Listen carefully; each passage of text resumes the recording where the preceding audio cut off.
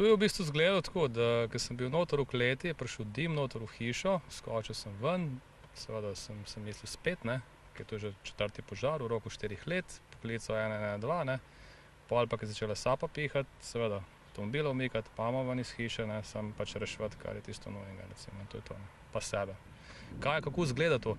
Izgleda tako, ko se boriš 10 let kot majhen človek, dejansko proti sistemu, probaš vse pravne uzance, dejansko ne greš na tisto rekla kazala, če se lahko tako izrazim v kamero, ampak probaš preko zakonodaje, ki je dostopna vsem, preko inšpekcijskih služb, preko občine, da bi kaj pomagala, ampak dejansko se ne zgodi nič. Zato, ker sem človek, kot tak si premajhen. In je pač si kolateralna škoda, dobesedno. In v bistvu na ta način se je žal zgodilo tako, kar se je. Mi nismo bili nikoli proti občani, bližnji okoliški prebivalci proti podjetju, ampak smo samo zahtevali, da se zadeva uredi skladno z veljavno zakonodajo.